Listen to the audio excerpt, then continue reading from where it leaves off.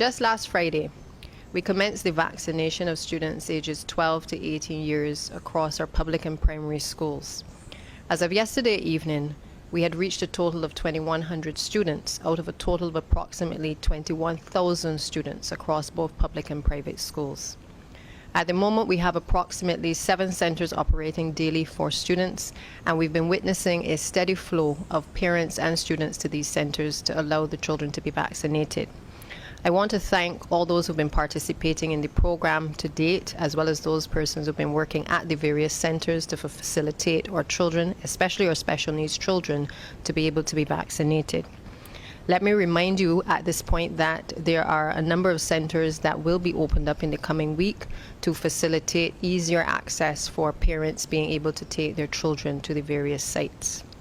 You can also listen out to updates on the Government Information Services website and Instagram pages, as well as on the Ministry of Education's pages for further updates in relation to when those centers will be in your community. As we approach the start of the new school term on the September 20th, we've been having internal discussions with the Ministry of Education staff. We've been speaking with our parent teachers associations, the respective trade unions. I've also been having discussions at the level of the COVID subcommittee, and we've also been in discussions with the Ministry of Health and Wellness. And we're concerned about the rising number of cases, particularly amongst our young people. We're hearing it is at younger ages that people are being affected, but in particular we're concerned about the number of cases that we're seeing confronting the country in relation to our children. The Delta variant, as I think you know, is quite a transmissible virus, and as such we now have, I think, over 100 students in isolation across the various sites. In the past few days, we've had to set up the Blackman and Gollop School as an isolation facility, and I know that there are some who believe that we shouldn't be using the schools, but the truth of the matter is that this facility has been able to serve the Ministry of Health and Wellness well in the past.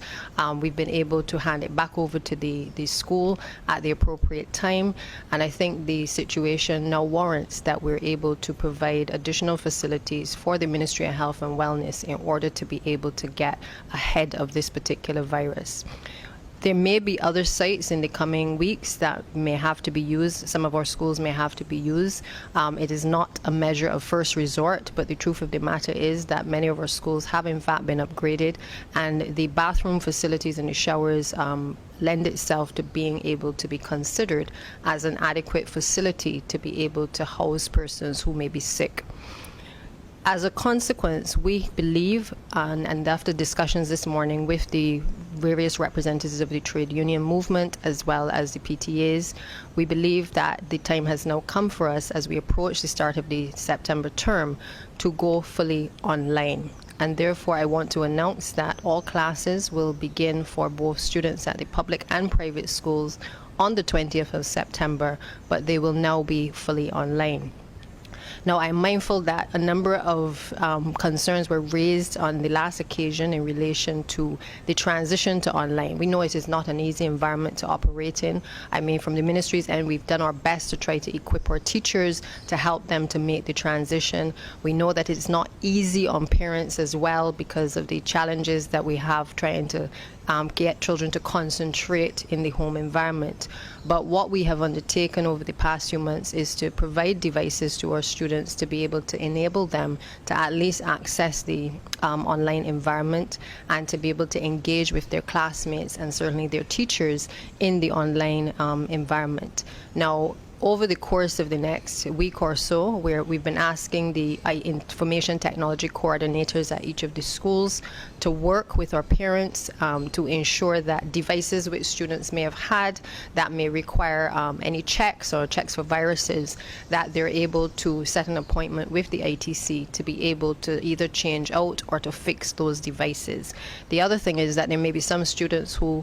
didn't need a device before, but for one reason or the other now require the access to a device, and we are prepared to obviously accommodate those students. I would urge those parents whose students have left school to obviously return those devices because they will be to the benefit of those who perhaps may require one at this point in time, because many students, especially at the secondary level, would have moved on, and therefore we need to ensure that those students who are coming up are provided with the necessary devices. Put simply, I don't want any student to have to start this school term without the use of a device. It is important that we allow our students to have the opportunity to be able to get online. And so I encourage parents and guardians not to wait until the beginning of the term to declare that you don't have a device for your child. If there are neighbors who can perhaps even reach out and let us know whether students have devices so that we can certainly accommodate, and as well ensure that you're talking with the teachers to try to find out when the devices will actually be available and when the dates and times are being set by the ITCs for the receipt of those devices from the students who have them.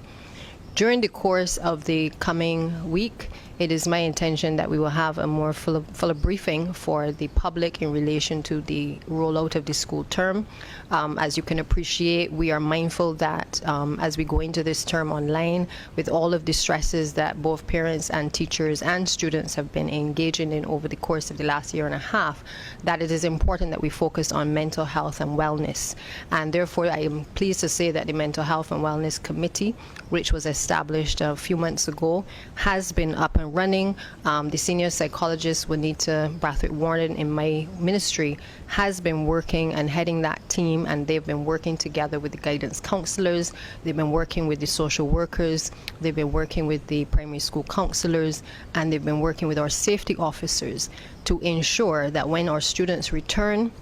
whether in an online way or whether in a face-to-face way, that we're able to have the necessary support systems in place to be able to address any of the challenges that they may face. And I want to assure the public that we are well aware of the difficulties that our students are facing, but equally, we are also well aware of the challenges that some of our teachers have been having as well in coping in the online environment. So I look forward to being able to have a further briefing later in the week. As you know, 11 plus results will be out shortly, and at that time I will be joined by the Chief Education Officer, Dr. Ramona Archer-Bradshaw, as well as the Director of Education Reform, Dr. Idamay Denny, and we will basically take the country through some of the plans that we have in relation to curriculum changes, in relation to training for our teachers and retooling for our teachers, but also just to give you an insight as to what some of the plans are